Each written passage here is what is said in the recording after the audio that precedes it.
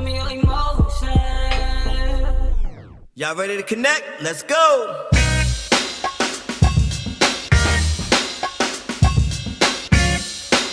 Hey guys, what's going on and welcome to the show.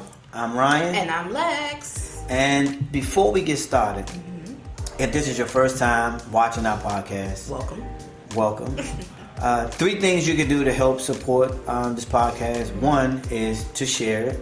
2 is to make sure you hashtag or take a screenshot that you listen, audio, comment, or whatever. And the 3rd is to leave a review. Please leave a review. Whether it's good or bad, if this content or added any value, and it didn't, and you you want to hear something else, just leave a comment, and guess what? We'll get back to you as soon as possible. We love comments. Without further ado, yes, as you saw in the intro, we are going to be getting into relationship resumes. Now, I know a lot of people are like, this is not a job, so what is this? It's a job? Before we even go any further, I want to do a shameless plug. The shameless plug is, I know you guys see the Intimacy and Cover book. It will be going on sale March 6th. March 6th, that is like Saturday, right? Yeah, it's like 3 days, 3 days away. So, it's a lot can happen in 3 days. It's a lot can happen, yeah. So we want this to really do great. We put a lot of work into this. Absolutely. Oh, we're so excited. It's the dope it's project. It's amazing, guys. Yeah, you're gonna love it. Lex, talk to me about what you got before we dive into this. I'm so excited about our podcast today. We got a lot to cover, bro. A whole lot, okay? But before we jump in, you had your little anecdotal time in our last podcast. So, are you referring to the women's store? Yes. The husband's store? The husband's store, right? And the wife's store. So Lex is doing a little payback. So I am. I found something that touches the heart and also resonates to this project. Okay, well, let's talk. Here's my little anecdotal thing for today. You think you've seen her naked because she took her clothes off. Tell me about her dreams. Tell me what breaks her heart. What is she passionate about? What makes her cry? Tell me about her childhood. Better yet, tell me one story about her that you are not in. You've seen her skin. You've touched her body, but you still know as much about her as a book you once found but never got around to opening. Let that ponder in your spirit. But you know what? You can open her in this book, Intimacy Uncovered.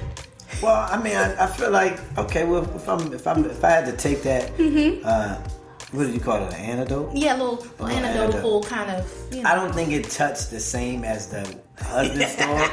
Listen, you see how she's trying. She's trying. Biased. It was trying. But that didn't touch her spirit. Like, she's a book you have yet. I'm with you. She's a book. I got you. I do. Now, one thing I can say is that I do share the guys should get an understanding of how women are. Absolutely. Their backstories. Beyond the skin. And that's what leads me to this whole thing about relationship resume. Okay, hold on. Put a pin in it before we dive in.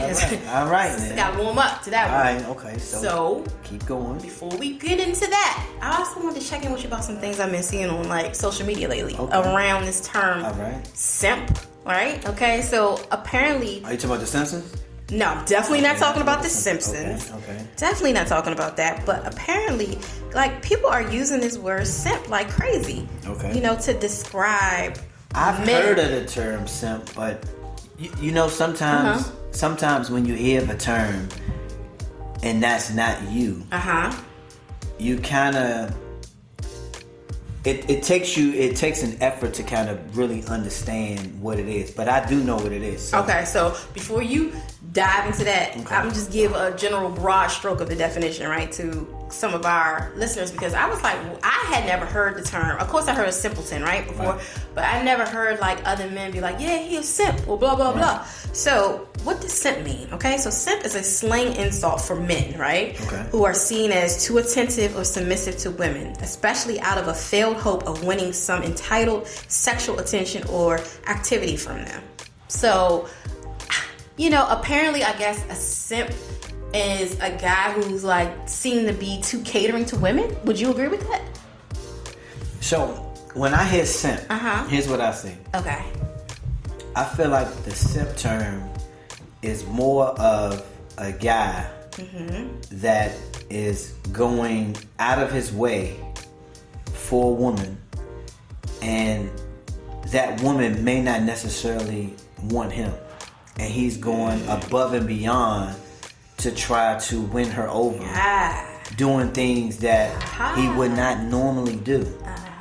Okay. That's what a simp is to me. Okay.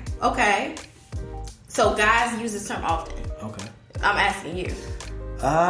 Do you feel as though you've heard your guys say this, or just in the barbershop? Well, I would say simp, green. He may be turned out, or he may be strung or sprung, or he may just be. It's a lot of things but when you use the word simp, it's really that guy that is just doing things that he's kind of setting himself up for failure. So my girlfriend posted something on her page saying that any guy who calls another guy simp is toxic. Do you agree with that? This is when I was getting educated by the term. Here's what I would say. I don't know if I would necessarily say that if a guy is doing that, it's toxic. Because if I saw somebody doing that, I would just probably be more of the person that says, I don't know if this is going to end well for him. Yikes. So it's not necessarily, is he a simp? But I think he's setting himself up for, because I've seen how that goes. Like, you're chasing something that does not want you. And if you're chasing something and doing all these things that does not want you, then it's almost a remark like, are you that simple not to really recognize that you're being friend zoned out there? Well, it's just simple. Like, it's look, if you want somebody, they have to show that they want you, and it shouldn't take you getting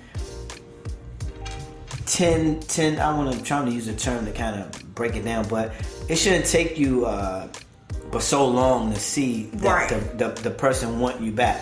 Like, that's the receptive part is genuine. Like, if you don't feel that, and I know sometimes people can get confused, just the communication with somebody can kind of lead that off, but it's just one of those things. Like, so do you think that these people who may be identified as simps are utilizing romance versus charm?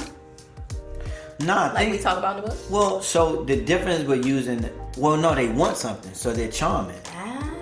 So here's what happens is they're being charming, but they don't understand that the other person doesn't want them. Yikes. So it's a difference from being charming, but the person actually has interest in you, and you have access to maybe get something from them. Right. But if it's something where they don't even want you, and you're doing the charming things, now you're being what they would call a simp. You schooled your girl on that term, so I guess we can say that Future is not a simp, right? Nah, absolutely not. Nah, not at all.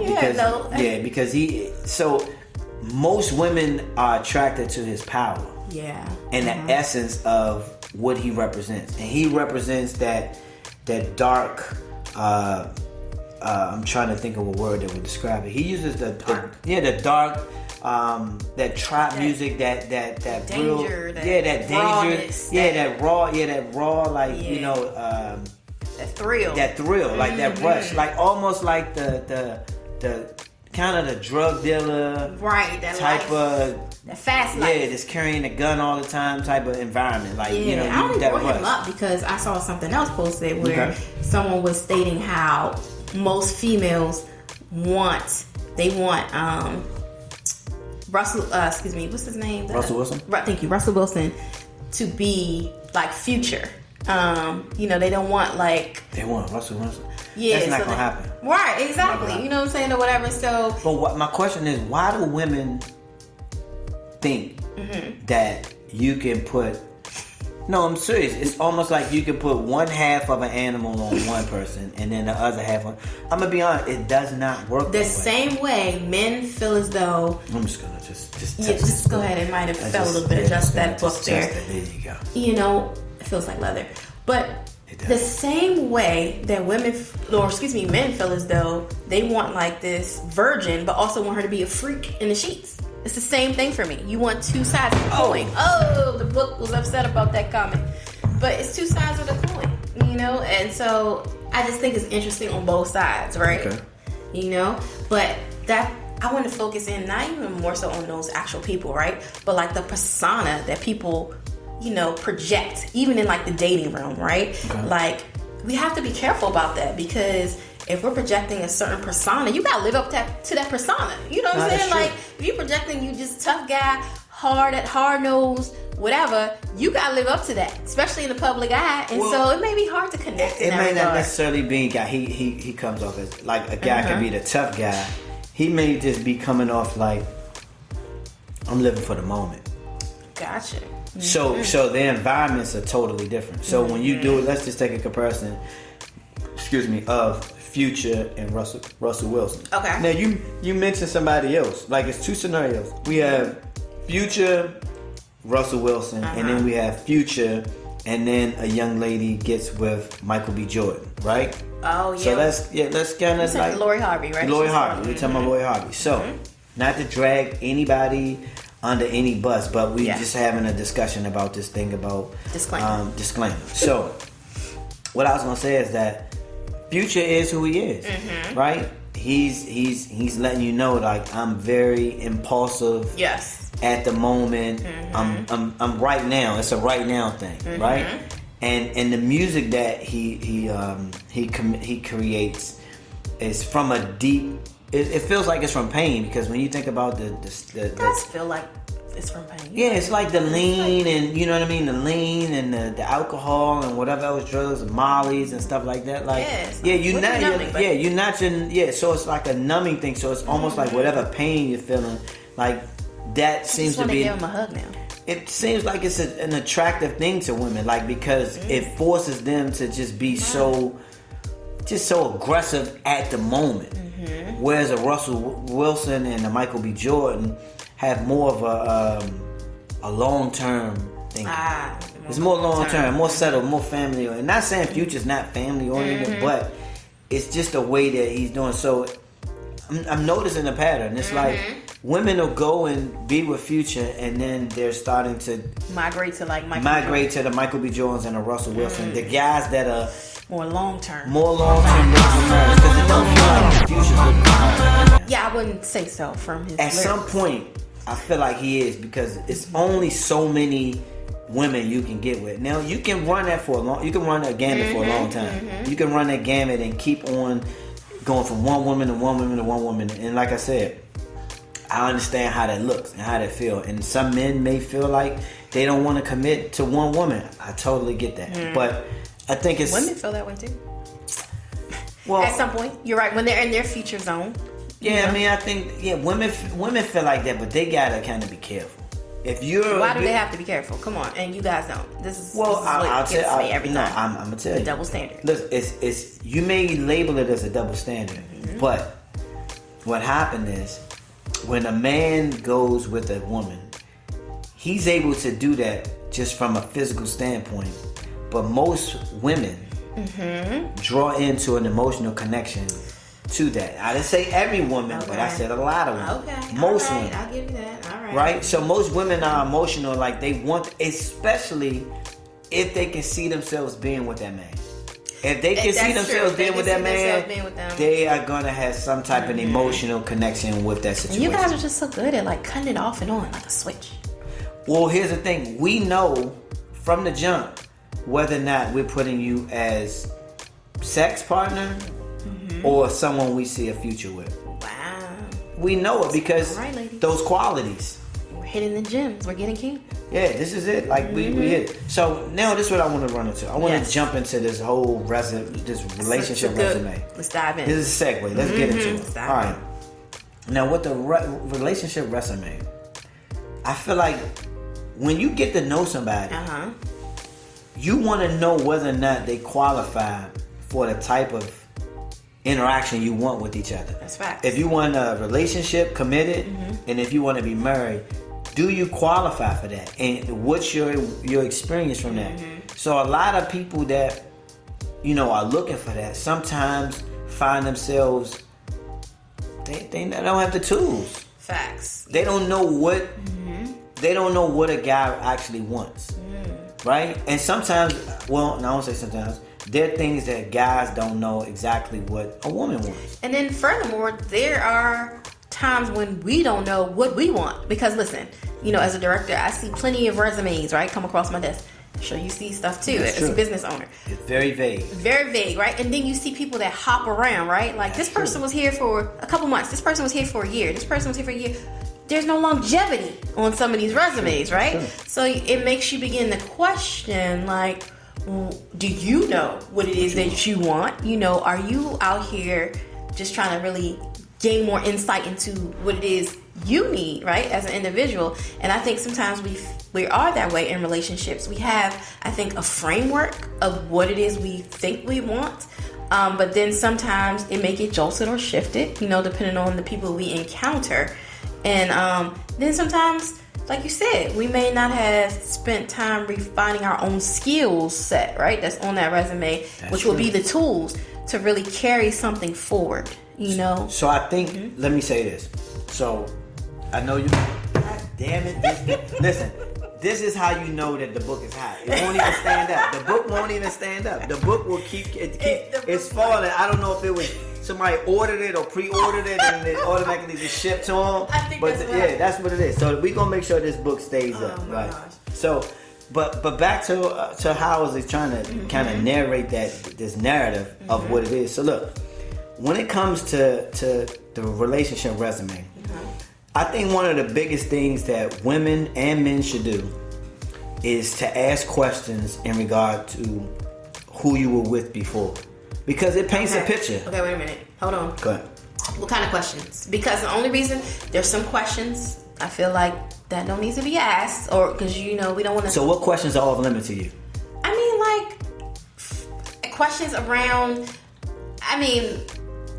Maybe details in regard to sexual encounters. I'll be honest with you. I feel like men can't handle that. Well, so let me get this right. I'm probably not going to ask you details details of the sexual encounters, but I may ask if you've tried this or if you've done this. That's fair. Details are not necessary. Yeah. But I'm saying for the relationship resume, I'm saying, what questions were you thinking of? Well, I'm asking things like, okay, in your last few relationships, either why did they end? Did you learn from the role? Okay. I'm asking questions to kind of like... Yes, those are nice substantive questions. Questions, right. The biggest thing is to just allow people to kind of share their viewpoint. But here's what happens. When they talk about the other person, they never mention themselves. Facts. So we do that, don't we? We have to make sure that we ask the question and say, well, what part did you add? What role did you play in this saga? And if the role you played was something that doesn't kind of align with what is present right now in this current engagement, then I think we kind of that's a red flag. Yeah, and you know what? That brings me to a question I love to ask people, Ryan. I love to ask, like, straight on, what is your bullshit? Because, you know what? A lot of people aren't in tune with their bullshit. You know what I mean? Like, if you're able to communicate to me what your mess is, what your bullshit is, and verbalize that to me, you may be onto something with me. Because you really asking people what I do. Bullshit? I ask people. I say, so, you're great. I feel like that could kind of be I don't know how I would feel about it. No, you know why? Because I asked it, but you're right, because it's a shock factor, number one. Like, whoa, okay, what's my bullshit? What do you mean, what's my bullshit? Right. But we all have our stuff, right? And that's what I'm getting to, the heart of, we all have our stuff. We all have. So you're saying, you're asking, like, what are your flaws? Right. We all have things that we are improving upon as individuals, right? And so when we're in tune with those things and we're able to really verbalize them, that's a great start, because that's a good foundation, because you're able to let this person know, hey, I know this is where I may have some shortcomings, or I'm working on improving as an individual. So when the person chooses to connect with you, they understand that and have the understanding up front. Now, when it's hard for a person to think about those things or really verbalize those things, to me, that's a red flag. That's a red flag. Like, so I like that. I like that because I feel like when you meet somebody, you really want to try to unfold, like, what things do they feel like they need. So this is real important. Do you really know what you want? Right? And if you know what you want, are you able to communicate that with someone? So then I want to know, well, did you communicate that with the previous person? Then I want to ask, so if I look at if I ask and say, tell me about your previous relationship, and they're like 6 months, 6 months, 6 months, 6 months. So here's what I do. I want to understand with your previous history, are you labeling it the right thing? Some of us are labeling relationships when they really were situationships. Oh, come on here. Well, I'm not trying to preach. Well, you're preaching. But I'm just saying, if I was in the pulpit, I'm just saying, like, a lot of women, I've noticed this, are saying, no, yeah, we were together, or we was in the, this. But yeah, I really was just dating. Breaking on down. And just kind of just having sex. Well. And then you say, no, we was in a relationship, because when you talk to other female friends or other people, if you just went around and say, I was just sleeping with Jimmy and Bob and, I had these situations going, it makes you look it makes you look a certain type of way when it comes to who you're talking to. Truth.com. Right. So it's just one of those things that look. And you're right. And we have to be aware of these terms. Right? And if you're not aware of this, then guess what? You're going to be walking around feeling like, you've been doing one thing and it's another. A whole other thing. So I try to get to the gist of that. I try to understand, like, what have you been doing? That I think that's what it is. Not even just what about the relationship. Like, what have you been doing? Yeah. If you've been doing that, just say, yo, this is what I've been doing. Like, I'm okay with that. Like, I'm not mad at the whole, I've been just meeting people, dating, and if I've been sleeping with them, just own it. At least, if you own it, then I can respect it. Yeah. But if I got to keep digging and try to find it, it's like you trying to hide it, right? It's like, you know what I mean? Think about it. And I'm in a position where I interview people all the time. I don't want to dig down to really come back to say, especially with people that say it was the manager's fault at every job. Yeah. It's the other person's fault at every job. Oh my God, I hate that. And it's true. And that's what it is. Like, there has to be a level of accountability, right? Yeah, like, yo, just say even that I was this, I was that. Yes. Like, when I dated. Yes. And so what that comes back, what that brings me back to is this. People don't understand how to build intimate relationships. Right? And I want you guys to understand. It's not necessarily about us pushing and saying you got to get this book. This is the savior for all things. It's beyond the book. However, I will say that what we do identify in the book is this. We tell you what intimacy is. We tell you that it's an ongoing connection between two people. Yep. From there, we're going to break down the 5 types. Yeah. Right? The 5 types are important. And we're going to tell you what those things and how they play a part in any of your relationships. Yeah. Whether you're dating, you're in a committed relationship, or you're married. Yes. The other part is we're going to say, look, these are some things that, guess what? Work and don't work. Yes. We're going to tell you how the difference between romance and what charm is. Exactly. We're going to tell you about the difference in different types of foreplay and how to kind of create that.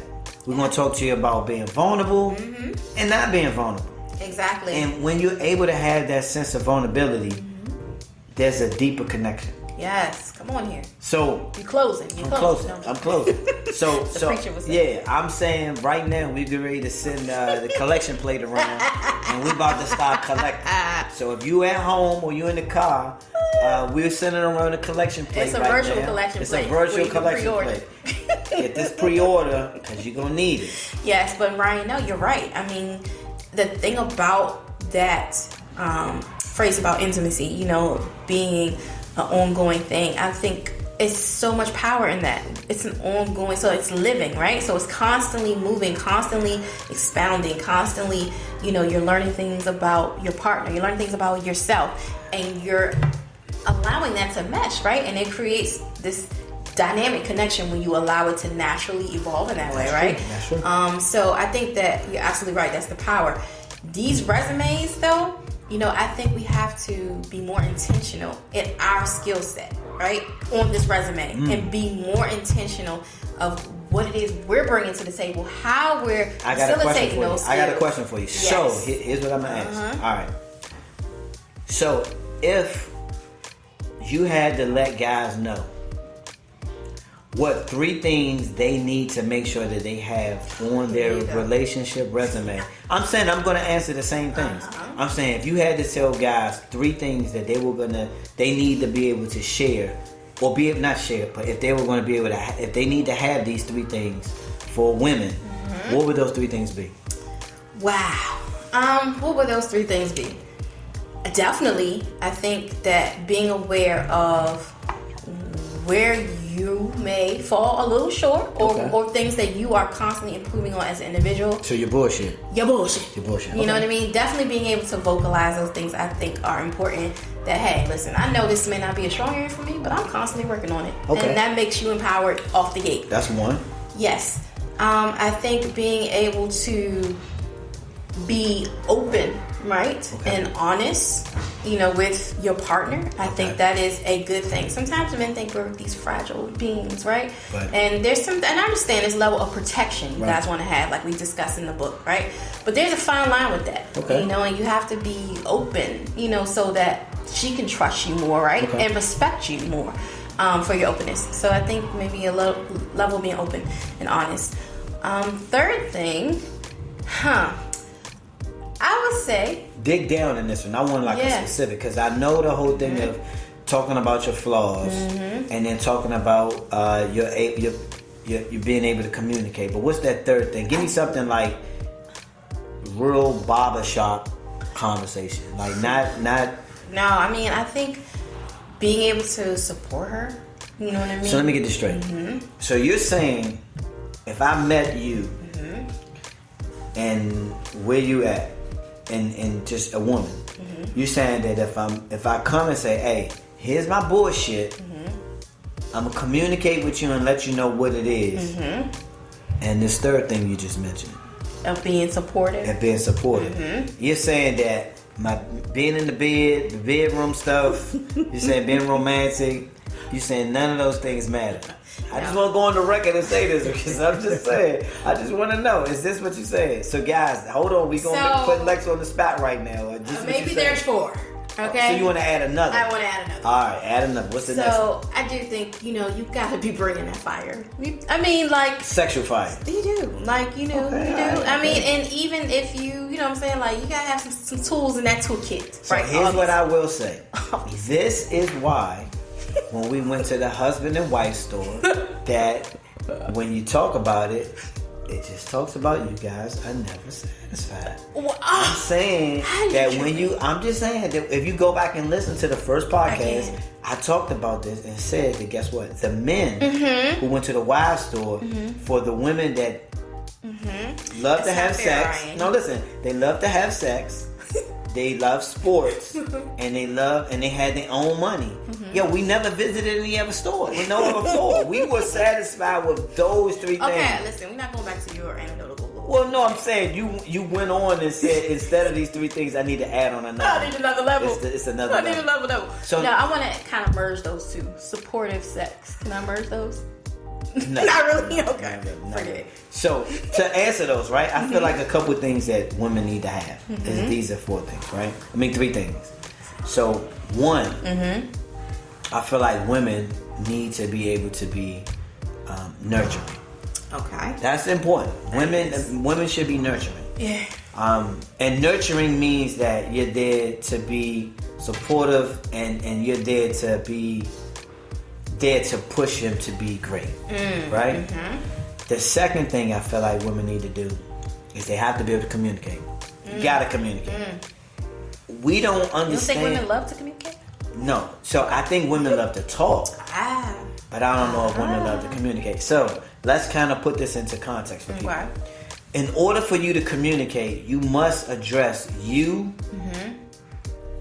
What happened made me feel this way. Okay. I agree. If you don't do it in that manner, we don't know what you're talking about. Gotcha.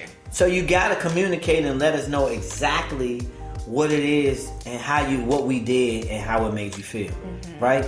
And then the last but not least, you gotta be sexually with it.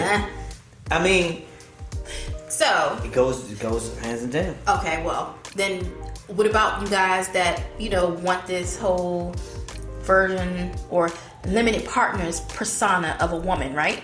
Right? I never heard of that. Oh, now you're hearing. What I'm saying is that listen, never heard that. Listen.